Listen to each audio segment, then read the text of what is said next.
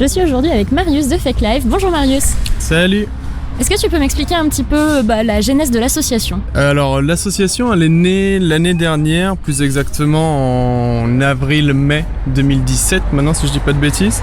À la base c'est né d'un projet un peu utopique avec Clément de faire jouer un groupe qui s'appelle The Orwells et les copains de Johnny Mafia.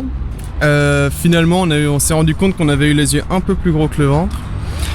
Et un beau jour, en fait, on a vu passer dans la programmation le nom de CFM, qui est le batteur de Fuzz, le chanteur de Fuzz, pardon, et le batteur de Ty Segall, et on s'est dit, pourquoi pas.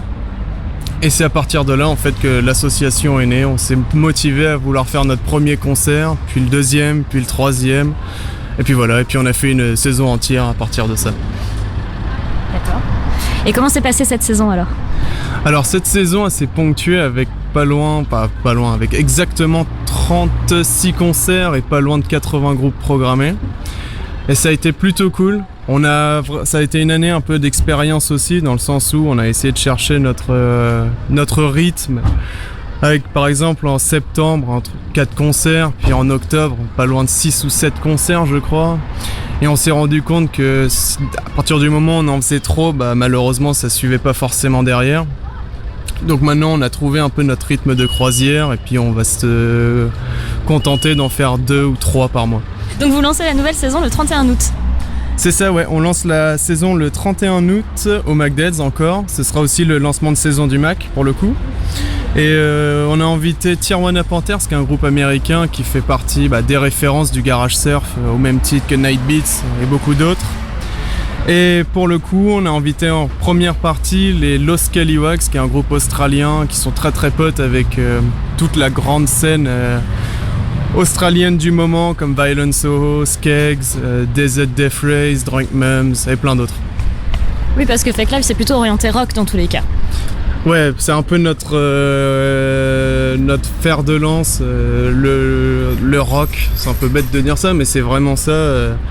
On a fait que ça, parfois ponctué avec un petit peu d'électro, mais majoritairement à 99,9% c'est du rock. Et donc pour cette nouvelle saison, qui est-ce qu'on peut attendre encore dans les concerts que vous avez programmés ? Est-ce que je peux avoir quelques noms ? Ouais, je peux en donner quelques-uns. Alors le 31, du coup, on commence avec Tijuana Panthers et Los Scallywags. On a également le 21 septembre notre première collaboration avec le West Park. On fera venir Sextile, donc ce sera le vendredi soir. Le jeudi 4 octobre, on fera revenir nos copains de Slift, les Toulousains Slift, qui s'apprêtent à sortir leur premier album sur 5 labels différents. Et il y aura également les Havrais Dick Voodoo. Et le 17 octobre, les Anglais Swedish Death Candy, c'est les Meat Bodies britanniques, qui seront accompagnés normalement des Table Scraps, qui ont fait des premières parties de Idols et qui sont en train de tout déchirer en Angleterre. Et pour ce qui est de la billetterie, vous avez une billetterie en ligne ou est-ce qu'on vient directement et puis on prend sa place sur place en fait ? Alors il y a 2 systèmes. Nous on tend pour les concerts entre guillemets où par exemple celui du 31 août à mettre une billetterie en ligne afin que ça coûte moins cher aussi et puis c'est plus facile d'avoir directement son billet en arrivant. Ça coûte du coup pour le 31 c'est 8 € en pré-vente et sur place c'est 10 €. Donc après c'est à vous de choisir. En fonction des concerts les tarifs changent et il n'y a pas tout le temps des pré-ventes. Mais pour le 31 par exemple oui il y en aura une et puis voilà, j'ai donné les prix auparavant. Oui parce qu'au niveau des tarifs c'est jamais au-dessus de 10 € il me semble. Donc c'est vachement accessible à tous en fait. On n'a encore jamais dépassé la barre des 10 €. Là, on va dire, je crois que c'est la 2e fois qu'on arrive à ce montant-là. Et c'est un peu aussi notre volonté de ne pas vouloir mettre les tarifs trop hauts pour essayer d'attirer le plus de personnes possible et que ce soit à la portée de tous. Et pourquoi au McDead's ?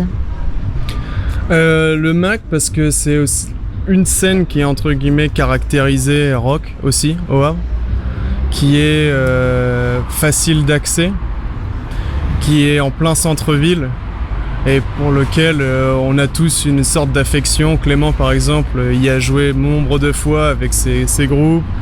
Clémentine y a organisé des événements avec We Love Le Havre. Moi j'y ai travaillé en tant que barman. Donc c'est un peu notre maison à tous et puis ça nous fait plaisir d'organiser des concerts là-bas. Alors tu parlais d'une collaboration avec le West Park. Qu'est-ce que c'est ? Pas le festival, mais la collaboration.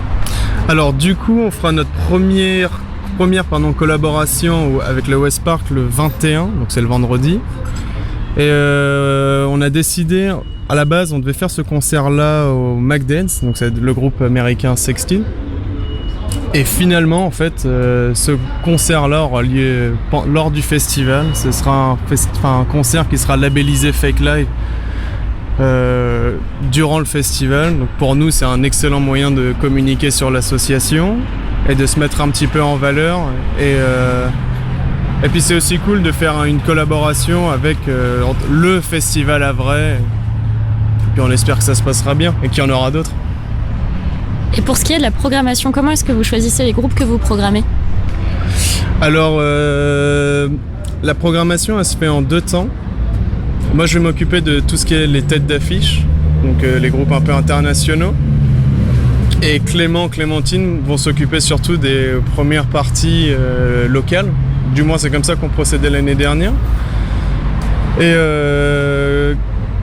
moi, j'avais en fait monté une association auparavant sur Paris avec un copain où est-ce qu'on avait commencé à se faire quelques petits contacts. Du coup, j'ai gardé ces petits contacts-là et puis c'est beaucoup plus facile en fait de récupérer des groupes américains. Et en fait, le but, c'est aussi de surtout les groupes qui passent par Paris et pour lesquels on serait obligé de se déplacer là-bas pour pouvoir les voir, essayer de les récupérer au Havre. C'est un peu ça en fait le but aussi de l'asso. Éviter aux gens en fait de payer un billet pour se déplacer à Paris et juste marcher en fait jusqu'au McDays pour voir le concert.